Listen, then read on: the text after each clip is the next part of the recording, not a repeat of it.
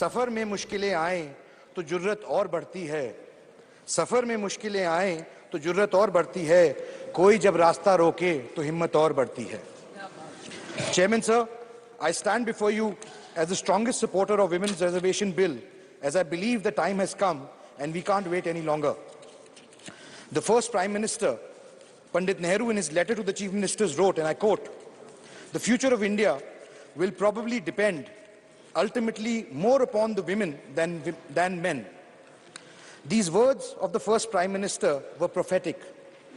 I am proud to say that I am the part of the Parliament under the leadership of Honorable Prime Minister Narendra Modi ji, who has shown grit and determination and a unique foresight to turn it into a reality.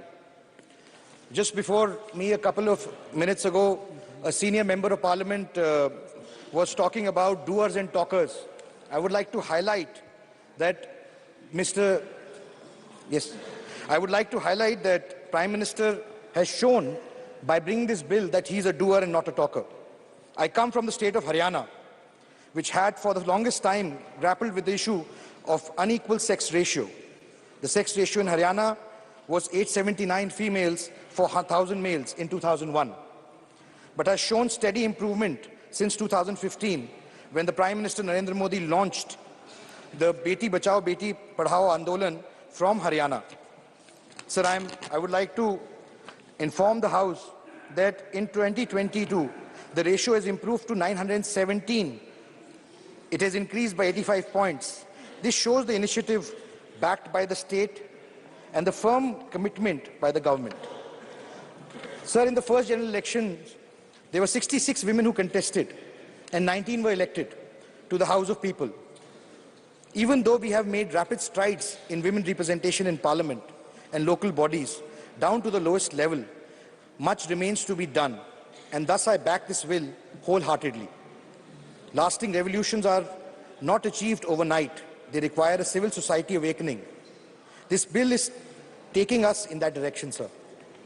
So, writing in the Harijan on the 21st of April 1946, Gandhiji emphasized the need to, and I quote, "Enroll women as voters, impart or have imparted to them practical education, teach them to think independently, release them from the chains of caste that bind them so as to bring about change in them. If they will do this, they will purify the present unclean atmosphere." Sir, he prophetically said, as long as the women of India do not take part in public life, there can be no salvation for the country. Adoption of our constitution brought a new era of equity and equality for women in India. It guarantees equal political rights, including the right to vote to women. Not only does that constitution guarantee equal political status to women, there is even a scope for positive discrimination in their favor, as it is evident in Article 15(3) of the Constitution.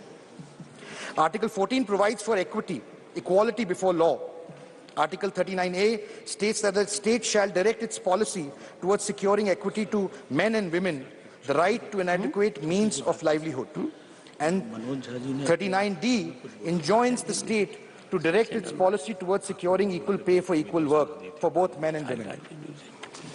Sir, Article 42 provides for securing just and humane conditions of work for maternity relief. And Article 51A(e) refers to the fundamental duty of citizens to renounce practices derogatory to the dignity of women. Sir, in the words of B.R. Ambedkar, "I measure the progress of a community by the degree of progress which women have achieved." In 1975, the Committee on the Status of Women in India commented on the declining political representation of women in India.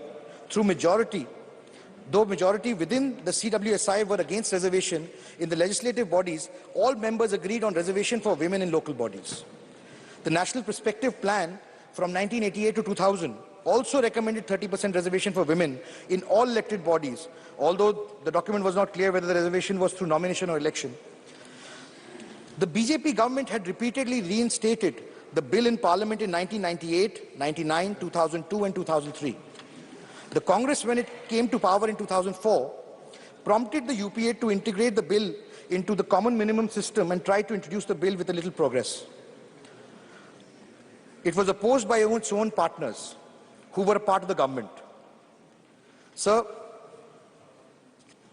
a very senior member of parliament before me said, that this decision has been taken by brain and not by heart.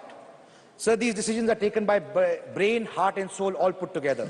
You need a will of steel to implement these decisions. And that is what is being done by the current government. Sir, in the last decade of the 20th century, the issue of political empowerment of women gained momentum throughout the world. In the 1990, the United Nations Economic and Social Council endorsed a target of 30% women in decision-making positions in the world by 1995. This target was far from being met in 1995. Only 10% of the world's parliamentarians were women. Back home, in the Rajya Sabha, we have 31 women MPs, whereas in the Lok Sabha, we have 82 women MPs. Among the state legislature, the average representation of women MLAs is about only 7%. Of the total 8,054 candidates in the 2019 general elections, only 726 were women. An interesting statistic presents itself here, sir. While almost 11% of the women contestants were successfully elected as MPs, only 6% of men could be successful. When it comes to trusting their future, voters trust women candidates more than they trust men. Not only do women make for winning candidates, but as candidates they spur greater economic growth. An academic paper by the United Nations University World Institute for Development Economics Research in 2015 studied the impact of women politicians on economic performance in the state legislative assemblies. The researchers examined data for 4,265 state assembly constituencies for the 1992 to 2012 period, using night luminosity as a measure of economic performance. The paper estimated women legislators raised luminosity growth in their constituencies by about 15 percentage points per annum more than that of male legislators. They were also found to be far more effective at completing road projects and hence creating infrastructure for growth. Sir, I got to hear some speeches from the honorable members of the Lok Sabha yesterday, where some mentioned why the government took so long to introduce the bill. Why wasn't it introduced earlier? Sir, it is important to understand. In 2014, the challenges before this government were many. Women had the right to vote, but no toilets, no gas connections, no access to equal opportunities, and very little representation. One of the most celebrated campaigns of the Honorable Prime Minister Modi and this government, the Swachh Bharat mission, was launched with the idea of building toilets. It was done with an effort to restore the dignity and privacy of women. Some people complained toilets have been built, but there was irregular supply of water, no water. I would like to say to them, be patient. Such a mammoth campaign are bound to come with some learnings and challenges. Today, most of them have regular water supply. Sir, I am a positive person. I am an optimist, not a pessimist. And I believe in the positivity and the power of change. Soon after people complained, women in rural India were still cooking food with cow dung cakes or wood, leading to health hazards. Today, almost all homes have gas connections. It is important to understand the change has not happened overnight. It requires assistance of society and change in the mindset. Sir, in the words of Victor Hugo, no one can stop an idea whose time has come. Sir, the idea of women's reservation has come, and no one can stop it. As the Honorable Prime Minister said, the country can't wait anymore. So research has shown that when women are empowered, the entire nation is empowered. And women legislators are more. Sir, I will seek your indulgence to just complete my maiden speech, sir. Sir, I thought I would mention some of the top women leaders, scientists, engineers, businesswomen, social workers at the end of my speech. But I was writing their names and I got a feeling that being a successful female leader in the field cannot be their identity. For they have outgrown their genders. In a male-dominated world, they are not successful because they are women. They are successful despite of it. It is our narrow lens that we see them in gendered roles. It is our shortcoming that we see their gender first before we see their capabilities and their talent. It is the men who need to change their view and start treating them as equal colleagues. Sir, I would like to express my heartfelt gratitude to the Honorable Prime Minister, who has been able to reorganize, bring on track this bill which had been derailed for the longest time. And in a time where the whole world is going through difficult times, whether it's climate change, hostile nations, income inequalities, only the healing and caring touch of a mother can save humanity from falling further down. Sir, discuss as much as we may, debate, fight, shout, do whatever. But the bottom line is that such a provision cannot wait any longer. It is our need.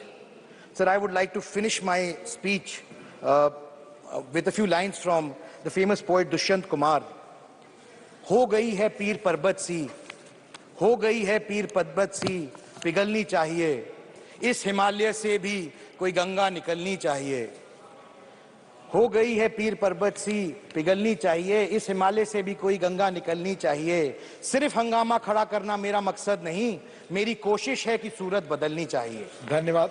Sir, I only want to say that let us come together and change the picture of the Indian polity. Let us unanimously support the bill.